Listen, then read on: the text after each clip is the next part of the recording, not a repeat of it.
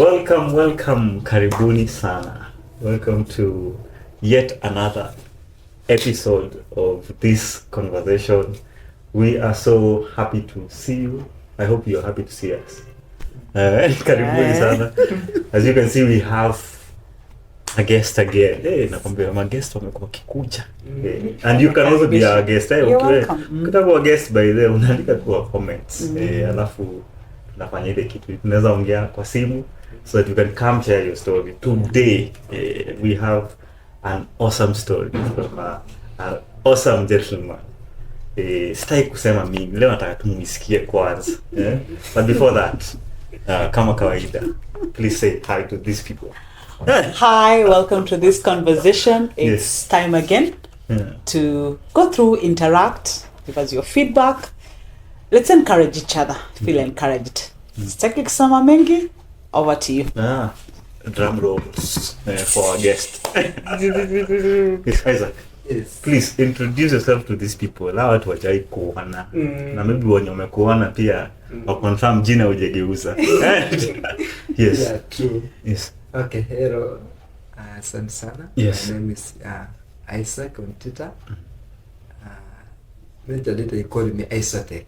Isotech. Isotech. Hey. That's where it comes from. Oh. Yes. So this name Isotech, it comes from my course. Mwalimu ndiye alianza kuniita Isotech when we were doing our course kwa campus. Sasa kuniita teacher Isotech. So nikapenda nikakuwa Isotech. Yes. Great. So then nimesema nita teacher Isotech. So si Isaac ni Isotech. Yes, wanafunzi wana play schools within Nairobi hapa. Yes. Yes. Yeah. Isotech. Hiyo ndio jina tunatumia leo, si ndio? Isotech, he said he's a teacher of ICT. Isotech inakaa tunafaa ku hiyo inakaa tu kampuni. Actually, I think your company is called Isotech. Yes. That's Isotech Computers. Isotech Computers. Yeah. Awesome. Pleasure. Karibu sana. Welcome to this conversation. Asante. As we usually say, this is just a space. Just a A space to talk and to create stories and to create opportunities of just sharing hope. And one such conversation, one such story that we need to hear today is from the man himself, Isotech. I know he has so much to say, and I think he will take us through the whole process. And vile tulikuwa tunaongea tu earlier, I know so many things happened last year.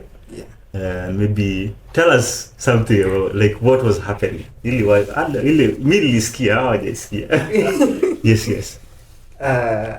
Last year, I can say it was my worst year ever in my life. But through Christ and friends, I've managed to reach where I am. Yes. What was happening? What happened? Yes. It was August, 4th of August, 2022, last year. Tulikuwa tumefunga shule. Na I was traveling back home. Kuna project nimeweka huko. Time niko na katan kidogo wanakimbia kuona kama sinarani vizuri. So I was traveling with one of the circles to home. And by luck to we were involved in a road accident. In fact, before that, I can say wakati nilifika parking office ya gari nilikuwa nachukua niende home. Something came to my mind. Unaenda katoni kana from your heart, like you need to postpone this journey. When it's going in. Lakini kwa sababu ya shughuli na hiyo week tulikuwa tunaenda general election. So kuna ile fear ya kukaa so I had to say let me go.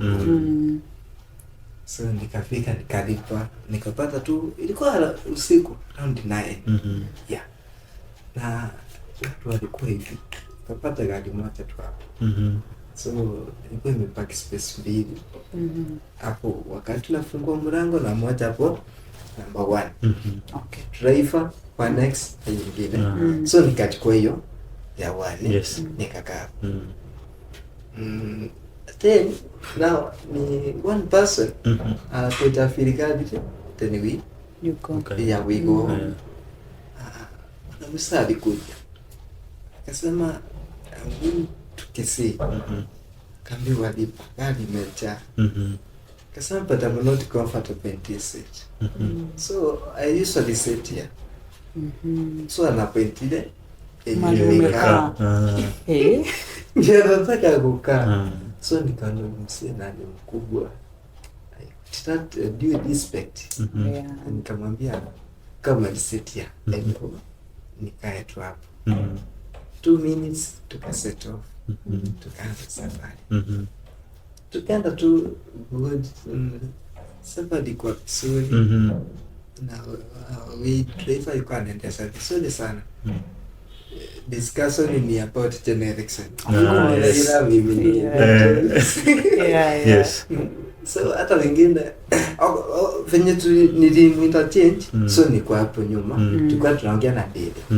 So watu wengine wote walilala. Unaona, tukafika nao tukawamusha. It was some cold. Na kinapanga cold sana. 15 minutes then tukaanza kwenda.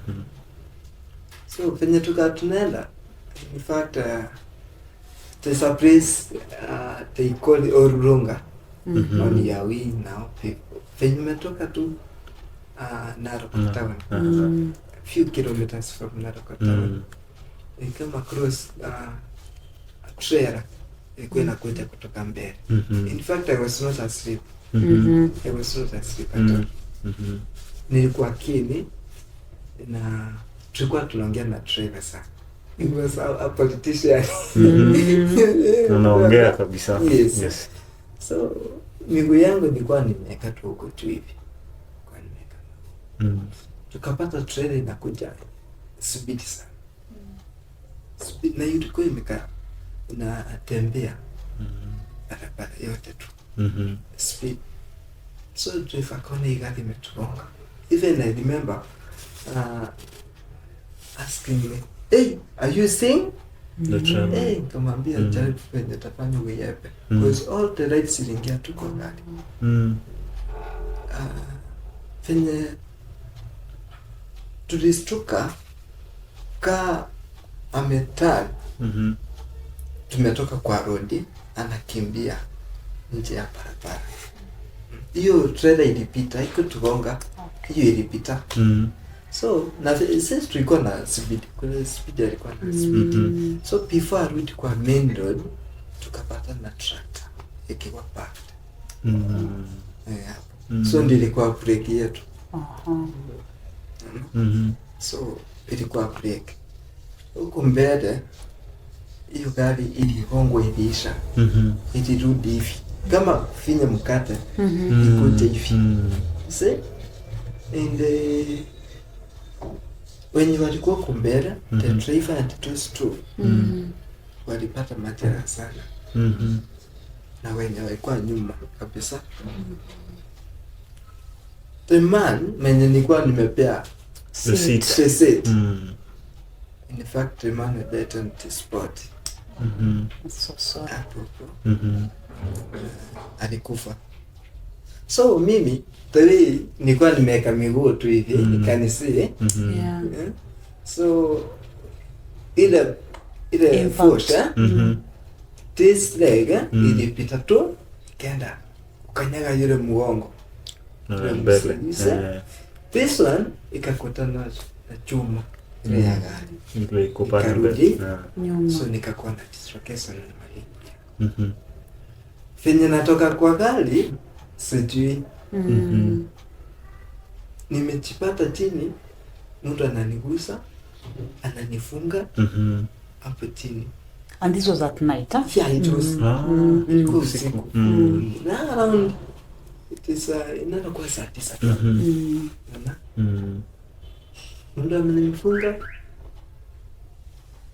simu yangu ametoa. Yani nasikia ka sauti from far. From far. Unajua mtu wa kwinyi nani unajua? So amechukua tu simu yangu akanigusa sasa akatoa fingerprint. Okay. Anajaribu kupiga. Trying to help. The last call nilikuwa nimepiga nani. Na nilikuwa nimecall mama. Nikamwambia tumefika Narok. Unakuja. Akuja tumefika Narok. Akachukua namba akamcall. Tena akanirudisha tu simu. So from there nashtuka tukiwa usi. So the story between kama nani alituweka kwa gari tulifika Tekani Spain. Good Samaritans. Tukafika kwa usi. Tulipelekwa tu hapo. Nikakuwa referred to another hospital. Yes. So tulienda huko. It was the worst. The worst now. Yes. What was happening? Nini ilifanyika? Huko ni mbaya. Yes. Nilifika huko. I can't walk. Not walk. To sit. Was a problem. Hata kugeuka. Somebody nilikuwa nanishika na nitanisha. Alafu na ndirudisha. Kaambia please niweke hii side. Nikelei mguu hapo. Hata daktari walichoka. Alichoka. So mwenye alikuwa tunakaa na yeye. Tunaniweka tu hivyo. Yeah. So it was nikwambie siku mrefu. About medication in hospital. Ilikuwa mbaya sana. I remember nimefika West hapo. Nimefanyiwa tu CT scan. Daktari amesema hapa dislocation mahip. So nafaa niende how do we call it? Theater. Nichukuliwe theater.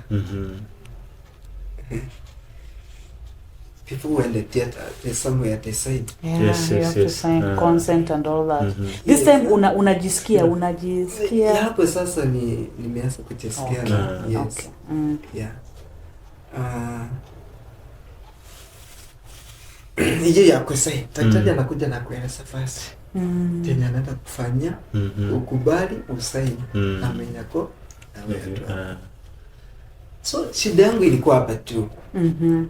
Daktari fenya ananieleza. Ananiambia before theater tukuchukue theater hapa ndani. Nafaa na sign na kutopoa hapa kwa mguu. Kwa magoti. Tukuwekea ring. So this ring itafruta the alignment change route. How possible start? Because your issue is here. Unashangaa huko ndio shida. Ndio shida. Na penye ananiambia hii ni mguu. Hii simba. Nyama. From here to nikaanza kuimagine that the feeling in go through.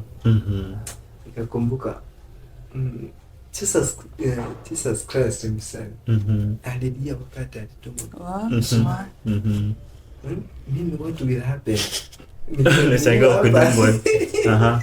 What will happen? Maybe by now uko umeelewa it will be through anesthesia. Yeah. So okay. Uliona tu ni kutobolewa. Sasa shida imetoka hapa nafikiria hapa. Yeah. Tamuuliza, are you sure the problem will not kwa kubwa make it worse? You will make it worse kwa sababu sasa hapa tena utagreat shida tena. And this time of course you are thinking through pain. That is pain. Baridi, I can imagine the cold. By that time, family wamefika. Yeah, family if morning. In fact, even from where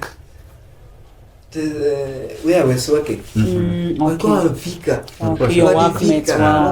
Wamefika mapema. Walikuwa report, yes. Wamefika sana. Kuniona. Yes. Kambia daktari tatu ni simple. Hiyo ni danga. Ukamwambia hapana. Kamwambia hakuna venye niko mgonjwa hapa. Hapa you train me this side. How was space that? What happened? No. Can't. Nimwambia hapana. Unaniongezea shida. Na huyo daktari hivyo nilikuwa nimeambiwa during the day daktari atakuja usiku. So alikuwa booked. Alikuja tukaongea, nilimkataza kumwambia I'm okay. What?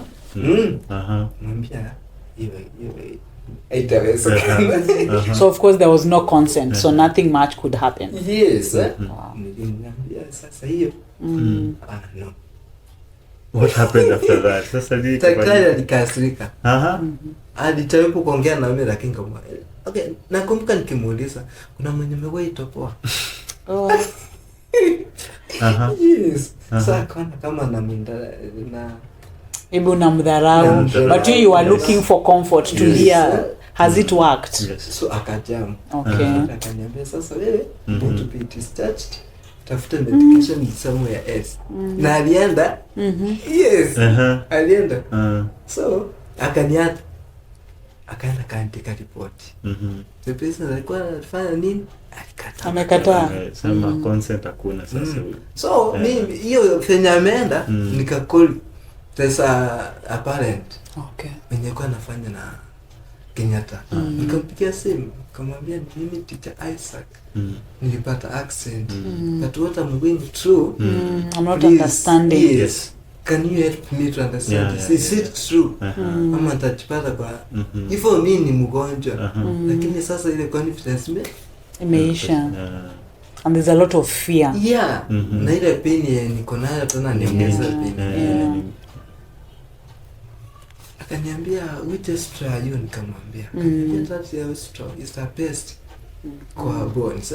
You just follow that instructions of the doctor. Maybe atakusaidia. Akaniambia atakuja kuona. But first nipe namba ya daktari niongee na yeye. Kuitisha namba ya daktari nikaambiwa ashaenda. So asubuhi nikaambiwa so hapa hakuna business uko nayo. Ulikata. Kila daktari anakuja na nipita naenda. Nilikata. So mwingine akakuja. Tuliongea naye akaniambia no, fanya hicho. Ukienda hospitali nyingine the same process. So na hii hapa wewe familia. So I had to accept. Nikubali. Wakakuja wakanitreat. Nikutreat. But it was under anesthesia. Yes, but now what I can say ni kuna hiyo fenye wanafanya whisky yake. Unaona? So mimi nilienda straight kuamka. Pata mambo. So fenye amemaliza kwa retreat, kuamka kufungua macho ninapata pasta. Pasta amekaa na mimi. Pasta kaniuliza, "How are you?" Unanijua, do you know me? So kuangalia new face. So after what he is saying, I was not concentrating. Is a pastor wa hospital. So mimi ni kuangalia the environment penye niko, place yenye niko, nimejipata hapo. Kama niko peke yangu.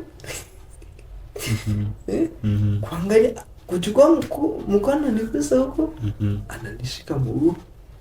Kaanza tukuniambia, tukasoma fast, ananiambia just relax, and you have confidence. Kaanza kugain hiyo confidence. Ndio nikagain sasa confidence tu hivyo. Nikarudi wakanichukua theater tukamaliziwa. After 3 days of my operation, ilienda successive, wakarutisha joints kila kitu. Nikuwa discharged. But by now you had realized what exactly were the injuries. That ni dislocation ya hip. Na hii ingine imeongezwa but it was meant for well. Hizi nguo zote nimewekewa nguo tofauti. Unakusa tu unaangalia venye kumgonja venye huko. So daktari anakuambia hapo usiradi mguu usifanye. So nilikuwa nimeelewa kila kitu. So you were discharged when you ushakuambia kila kitu unafaa, kila kitu imefanyika. Yeah. So kufika the worst part of it, nitatoka hata hospitali. You see? Per day the bill ilikuwa inakuja almost 32-35. 32-35,000. So the savings yenye nilikuwa nazo yes. Unaona? I was not aware kama NHIF itafanya kata ama itafanya. But sometimes inafika tu na and that was an emergency also. That was emergency. And you understand those private hospitals. Nisafika ikatae. Ama wasema we don't deal with it. Yes. Yeah. So there was a lot of stress ilikuwa mob. Yes. So hapo tu hata daktari ameniambia apart from this kama you are thinking a lot, remember that thinking something a lot. Akakuja akasema ya pili imefika 95,000. 95,000 kidogo ndio tu 120. This is how many days? Hii ilikuwa Thursday on Saturday. Thursday, Friday, Saturday. Pili imeenda ni 120. Mimi nikaambia admin. Nikiendelea kukaa hapa pili itafika 500 and I don't have anybody mwenye atafanya nini? Atanisaidia kuchukua kulipa fees. Hata tu niende home nitakuwa nakuta for check-ups. Nasumuka huko for 1 week. Tukiwa tunakuangalia. Kumbuka kirara siku moja. Kuamka. Hiyo daktari mwenye alikuwa hiyo night shift anaandika. Natumia dawa fulani. Anaweka bili yake na kwa company. So ilikuwa ina double. Inaongezeka. So nikasema tu hapa ni Mungu tu. I don't know what I can do. Mimi nilifika kaona kama ni mwisho wa dunia. Somebody was to call me. Watu walicall pale mwenye tulikuwa na yeye alikuwa anachukua simu anaongea na pia teacher Isaac niongea na yeye ananipea naongea tena siku nyingine akinicall na kumbuka niliongea na wewe tuliongea na yeye recollection ilikuwa na challenge hata penye nitoka hospitali watu waliniambia walinipigia simu tuongea hauko I can't tell the reality kama ilikuwa kweli ama ilikuwa kweli. But what is funny, there was a teacher tulikuwa tunafanya na yeye anaitwa teacher Jacqueline. Teacher Jacqueline kumbe alikuwa amecreate WhatsApp group of parents and friends wa Nairobi. There is money. Wali kusanya pesa. Friends. Let me tell you friends. Alikusanya pesa. Ila nitatoka aje ananipigia simu. Naendeleaje? In fact nakumbuka teacher Jacqueline alikuja OC na team all the way from walikuja up to Narok. So far tulipata access tulienda Narok Olifaro. Walikuja Narok Olifaro. So penye waliniangalia nilikuwa kumbe walirudi wakilia. Those who came to Narok Olifaro they did some job. They were in comfort, wakarudi wakamotivate the others. In fact, wakanisaidia sana. Yes. Maybe before we continue, like as a psychologist, how important is it for support Because I'm trying to imagine so many things The were support, happening. yeah. Nini vitu mingi saa hizo nafikiria. Unafikiria venye umetuambia bill ndio hiyo Is the bill, yeah. You're also thinking about your recovery. Unaona sijui tena. There are so many stress that are coming. What is important of support in such time? Because at that point, like now you can hear from him, you're a teacher, you are on your way home. Yes. Uko nafikiria stories and nobody thinks of an accident. Yes. And now an accident is here, automatically those are bills, and I think that's the first thing unaulizanga ni imefika wapi. So even that translates from the healing to the now it's even more stressful. The operation has been done, the bills. So at that point it's a sense of helplessness and hopelessness, you know. So that's the point that support is so critical, because support there becomes just like I imagine ulipatiwa crutch. Za kwanza zilikuwa mbili, because I remember even personally when I the whatevers were forwarded, the snaps, I could imagine I was feeling helpless, and I can imagine him at that point. So support is so important. Friends always come through. The way she's saying dear teacher Jacqueline came up with the group. You see, now they become your crutch. They become your support. And because literally at that point you can't even think. Unasikia nasema people are calling him and it's like, you mean you talked to me? Of course there's a lot of loss. You're processing so much. Processing so much. Being on crutch inamaanisha sasa tatembea tena, inamaanisha shule zilikuwa zifunguliwe, sitarudi shule. You know, there's so much processing. So at that point support is so critical because like the support system helps you think, at least you gain hope.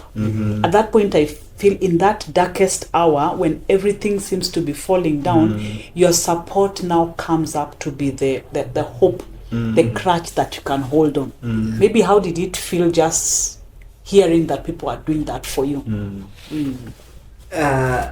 Friends and relatives, we should keep them close. Like friends. Can I tell you something? Yes. I was discharged. Nikaenda home. From home to where I was going for checkups, kwa natumia 10,000, around 8,500 kuchukua gari kwenda na kurudi. Because now it should be private now. Yeah, private. You can't go by public. Yeah. So tears out. Nimekuwa discharged I'm at home. Checkup kwa another tears a week. From home to hospital. Yes, and the private means. Yeah, private means. It says to me, public means. Sababu hata kubeba hii mguu niko nabeba niko kwa kitanda. It was like a burden somewhere. Family. Yes. Kwa burden. Mimi ndio nilikuwa najiona kama burden. Yes. Kwa sababu everything they were doing for me.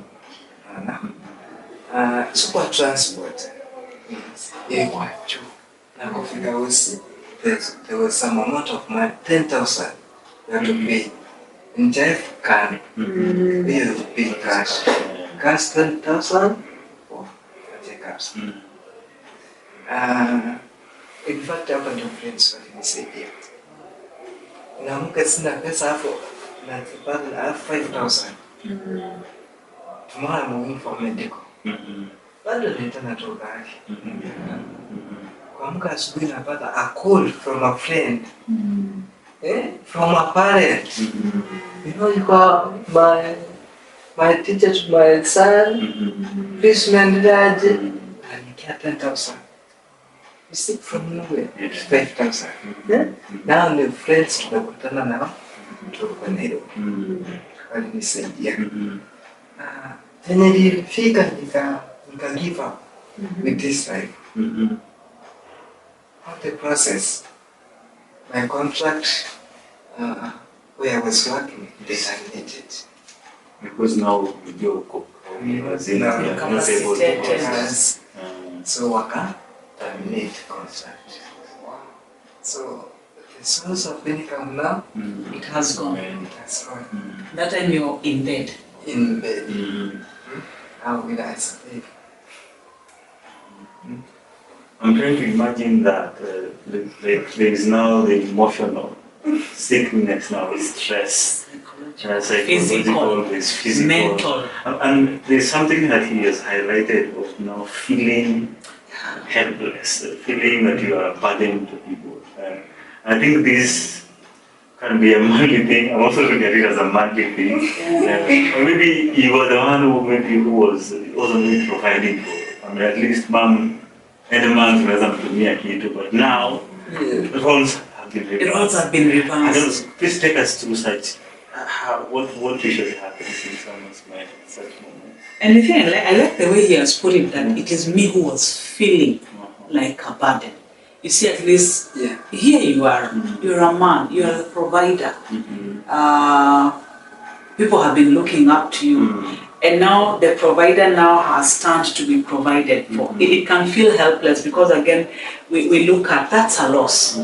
It's a loss of our status. It's the loss of the status of the provider. There is the loss of my mobility. You see, every loss, we grieve loss. So you find that subconsciously we are grieving the state that now I cannot even take myself to the toilet. I have to be bathed. My wife who looks up to me now, I am the one looking up to me. And that's why there's that where he rightfully says, I felt like a burden. But you see, at that time, this is the time for the support people around you to encourage, to motivate you. And I'm sure one thing I know through his healing, there was so much support around you. People just reminding you that no, you're not a burden.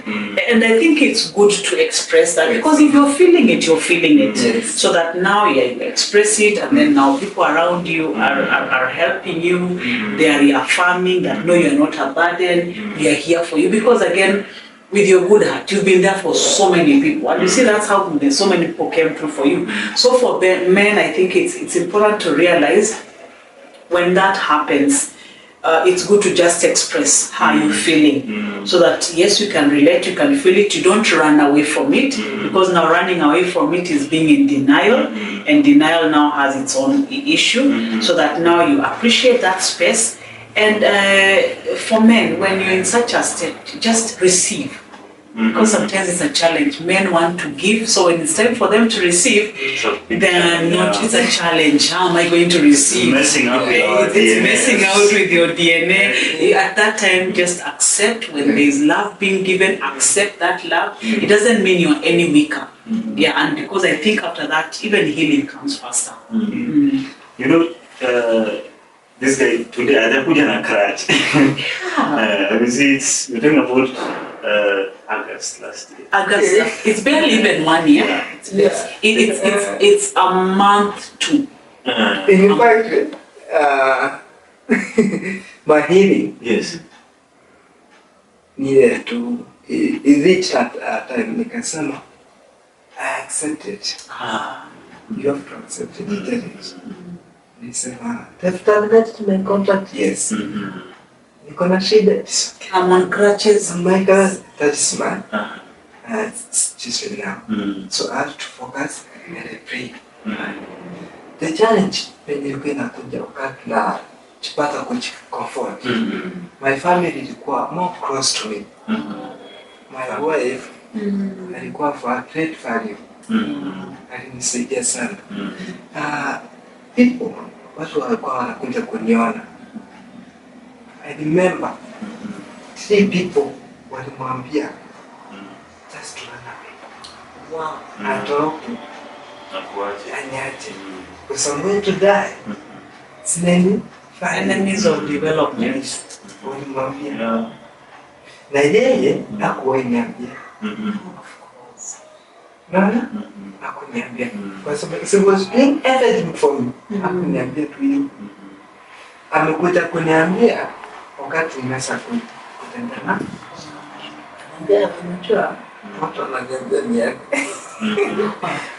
Unajua what you tell people are helping her to lose hope. The hope that she has. Yes. There's my sister. Of a grade 5. Aliniambia kama unataka kuwa na raha, accept yourself. Like instruction napewa na daktari. Na alikuwa ananifuatia. Kuna nilikuwa napewa medicine za kunywa. Sometimes nilikuwa nafikia. Hii corona. Lakini sikuwa kali. Na ni mingi. Unaona? So yeye alikuwa amegundua. So alikuwa anakaa Ananipendeza. One by one. Yeah. This is so inapenda sana. Lakini one by one. Unaona? Na mtatangu mwenye alikuwa upset Kenya. Pia naye alinisaidia sana. Ananifuatilia tu. Just encouraging you, motivating you. Yes. So that to process. So, well, nikaanza tu konikapa tu. Walimwambia tu atoroke, lakini hakuwahi toroka. Alinisaidia. She really had to me.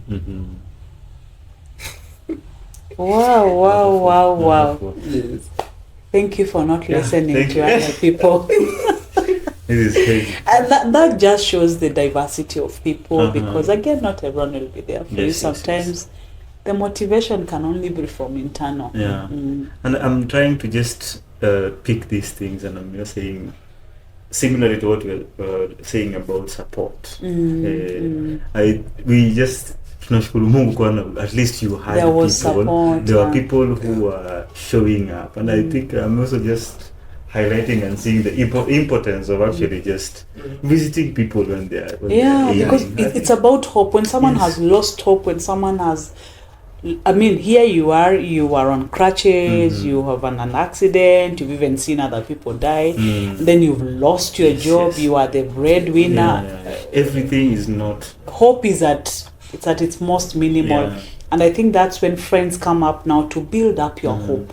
Yes, there's what you need to do, but now your network, your support system, even other people, God just brings even other people by extension of now the roles I have in life. I'm a teacher, the parents, your relatives. Of course, sometimes not everyone will be there, but there are those who God will always place there.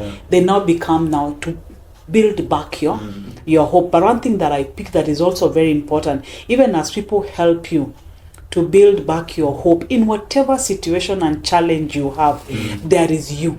There is you. What is your position? Have you lost all hope? Have you accepted? Like Isaac says, he reached a point that he had to accept. Because I think when you accept now, it settles. You make peace with the situation. Then you're like, now, what next? What's the way forward?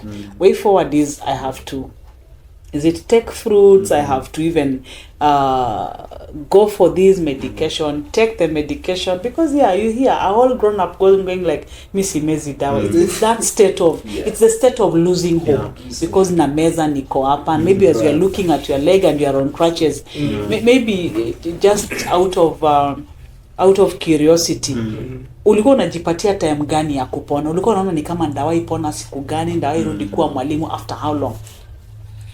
Ile accident nilipata. Daktari aliniambia, nilimuuliza tu same question. How long takaa na hizi vitu?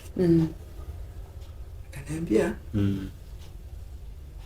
around 3 years. Wow. Around 3 years.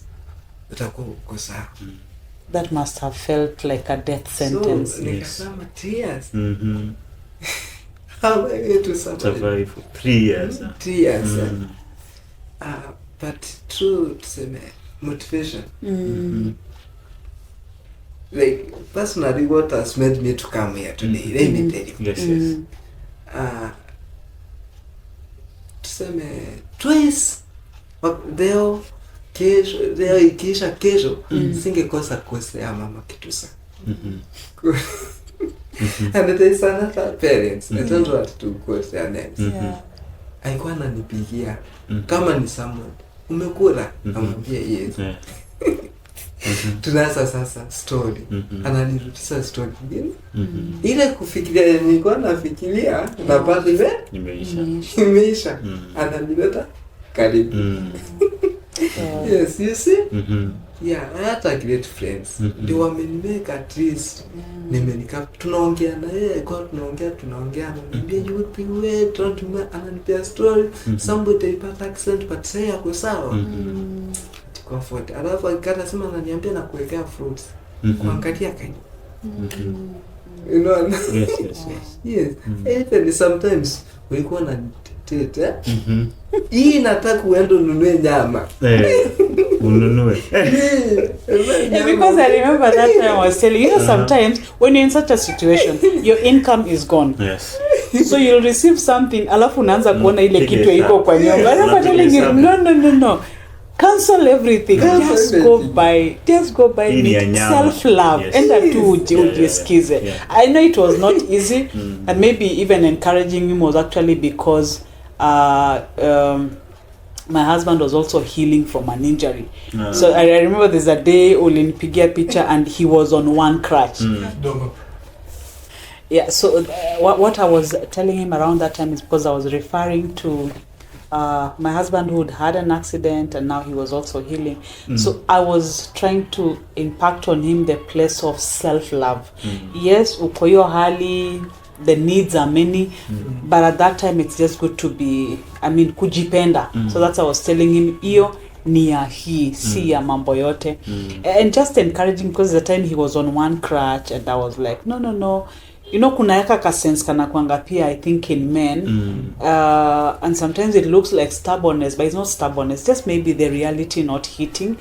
So I remember telling him no, when you're on one crutch the weight is not distributing, and it was just a conversation that ended up like, oh okay. So I told him I think when you're on two crutches you'll heal faster. And voila, here he is. So yeah, it was not easy, I know. It's not an easy space, but we thank God for the spirit of resilience, the resilience in him.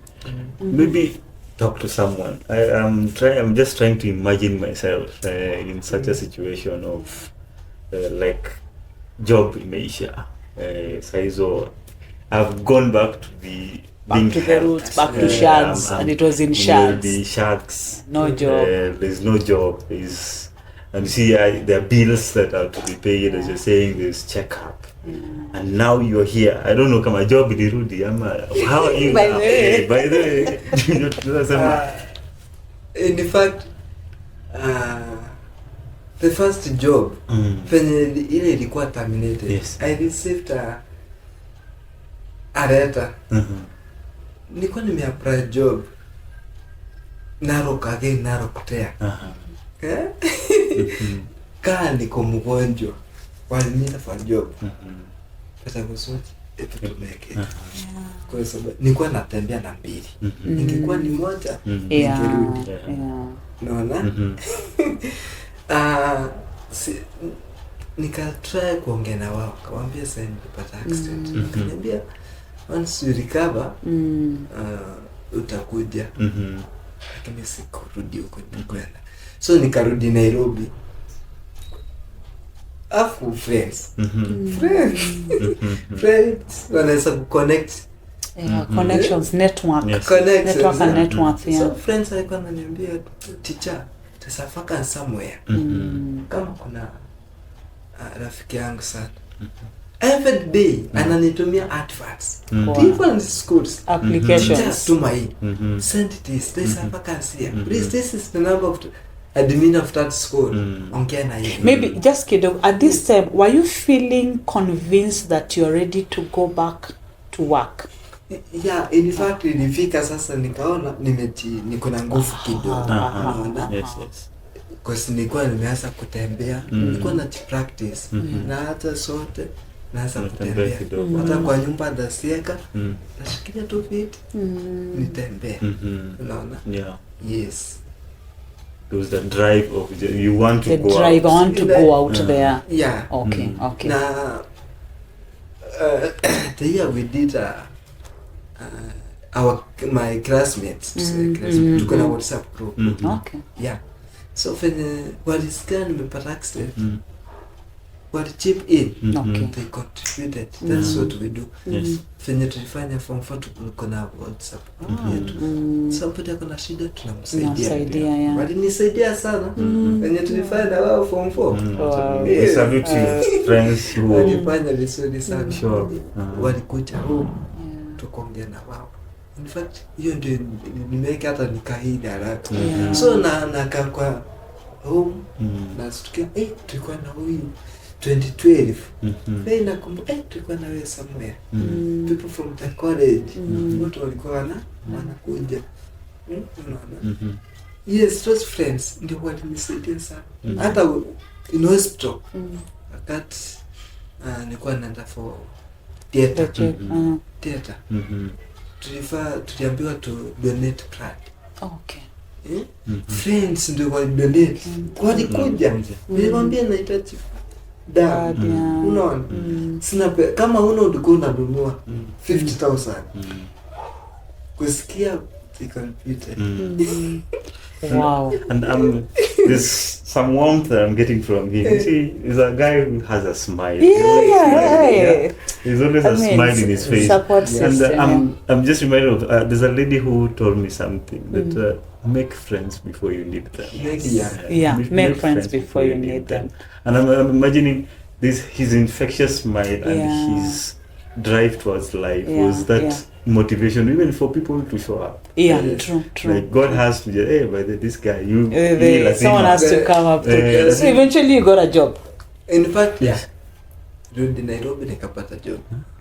One of the good schools, the group of schools in Nairobi. That's awesome. That's awesome. Good school, in fact, let me say. And I am thankful to God. I mean,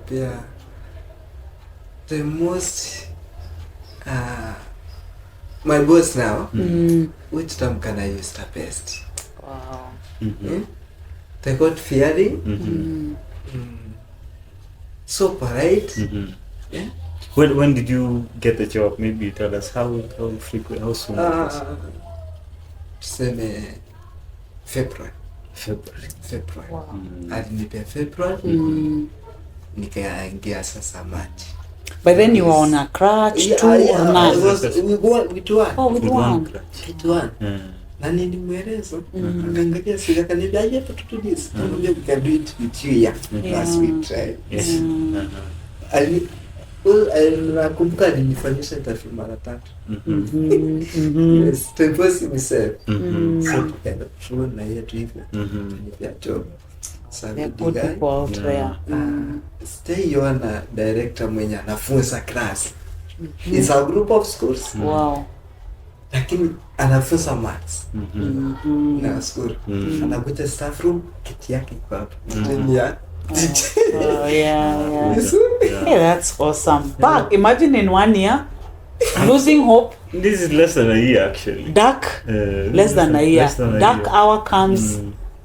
Lowest moment. And in the span of before even 1 year, back up. Wow. Please, that's awesome. Talk to someone. I think that maybe there's someone who maybe it's not an accident that they've undergone, but they're in a place of darkness. They're in a place where they're in crutches. They're maybe it's mental crutches. Mental crutches. Maybe it's physical. Emotional crutches. And you from that place of darkness. I'm just looking at just August and now March. By February he was back getting a job. March, and you even before I'm imagining before even that February he was sending out CVs and just trying to get back. Maybe there's someone who looking for hope. Maybe they want to. They're in that space where something to clutch at. Please talk to someone. There's something they say, get out of the comfort zone. Kuna somebody ako somewhere comfortable. Doing things the way he or she likes. In fact, sometimes it's not good. Leave a good legacy to somebody. Do something good to somebody. Like me. Before I answer your question, the friends wenye wamekuwa karibu na mimi ni wenye nilikuwa nimecreate Nairobi of a great value. The relative assisted me, but friends they chip in sana ndio wanisaidia sana. Leave others. I remember doing good to people. Shule penye nilikuwa nafanya kazi yangu ina what is supposed to be done. You see? That teacher parent relationship nilikuwa na keep it managing relationships in a healthy way. Yes. So treat somebody well. If you are in a position of helping somebody, please help. You never know. Things turn. Vitu inafika ina turn. So when things have turned, so the first thing you accept. So you accept. Your situation is this is my situation. Nikatrust, nilikuwa naomba. My mom alikuwa na every day lazima tuombe asubuhi na jioni. With the love of a mother. Mom. The healing my health ili change sana. Pia ya mom ili change. Alikuwa na stress sana. Unaona? But I thank God for my mom. Ametulia sasa. Yeah, yes, sana. So that what am I trying to say? The confidence and accepting to help somebody matters a lot. And when these things has come, we'll accept if any echo. And again, don't think a lot of negativity things. Imekuja unajaribu kufikiria moja. You just pray. Vitu huwa inabadilika tu. And I think when something has come across, kuna sababu. There's a reason why. Mungu alinitoa huku. Sasa niko kwingine.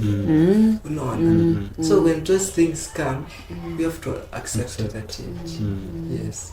Looking at the positive side, choosing to focus on the positive. Even sometimes when you have to scratch for it. Wow. Yeah, I've picked so much. I don't know. Yeah. Personally, also, I'm just speaking. So, like, there's so much to the learn. Resilience, not just, giving up. Just not being comfortable with that space that you are in. And I think that is the highlight of what I'm picking. And just, it's okay. You accept. You accept where you are. But you don't make it your home now. Don't hold a pity party and say, this is now. Imagine receiving a report of 3 years. 3 years and you hold yourself. You just say, ushajipatia miaka 3 mimi tu, mbona ni mimi. Within less than a year, you still back and maybe even in a better place as you still. So greener pastures, belief, faith, belief, system, support, friends, system. And also do good to others so that one day, be there for people. You never know you'll need them. In fact, when you are ready to do something for people, there will come a time you will need them. The WhatsApp group, ile friends walitengeneza, nilikuta nikaongea Sudani niko they contributed well. Can I tell you what? Hiyo WhatsApp ilikuwa created last year. August.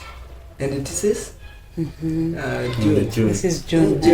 Getting to July. Hakuna mtoto mmoja ameleft. Group iko hapo. Still warm. Iko hapo. You know what? I'm still thanking God for my friends. What when you write the WhatsApp. And I think there's something coming up. So I'm preparing, nataka nikuwe comfortable kidogo. Around 1 month, I will arrange for a venue for my friends. Nataka niwaambie that person mwenye mlisaidia ni Oh, Yeah. Well, just a sort of thanksgiving and appreciating the space of friends. Yeah. Wow. I Awesome lessons there. Niko tu, Hope is being built. Yeah, there's so much Never that lose hope. we have to. I think in the spirit of this conversation, it's good to have a community. Yeah. Please, if you're out there, unajua kuna watu wanasemanga me and me alone. Yeah, it's not please, healthy. ile ya kujikanyagia. Yes, you can. But itafika Yeah. wakati ilikuwa we need each other, and I think if there's anything, I think there's so much. There is so much that we can pick from this conversation. So and even the people who also believed in him. Someone is coming in a crutch, and you actually give them a chance. Yes. Because it's not about the disability. It's not a disability. Yes. It's what is inside them. It's what. Nakumbuka sana. Watu walikuja wachache kufanya prayers. Basi aliomba vizuri, kila mtu vizuri, wakaimba. Venye wanatoka siku mtu anakusalimia utapata. There's one person told me what you know what? Wewe umekuwa kiwete. Hey. Yes. Wewe sasa ni kiwete. Umekuwa kiwete. Wow. Yeah. Kuna wakujenga na wakubomoa. Yeah, even I have some friends who sama kiwete tukuchukue wapi?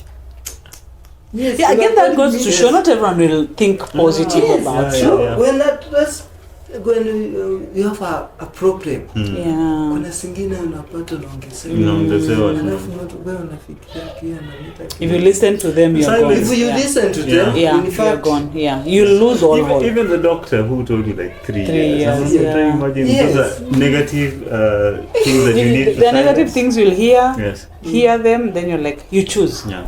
Let me choose to. Yeah. Wow. Please continue. We continue this conversation. There is so much that we can talk about. Thank Please you feel so free. much. Thank Our you so comment much. section is open. If there is someone out there that you need to encourage, I think that be that support. Yeah, be that support that someone needs. Thank you so much for coming and sharing your story. It Thank has you so taken so much courage. I can imagine. You have spoken life to my to myself personally, and think for so many people out there. Yeah. So thank you for coming. Till we meet again.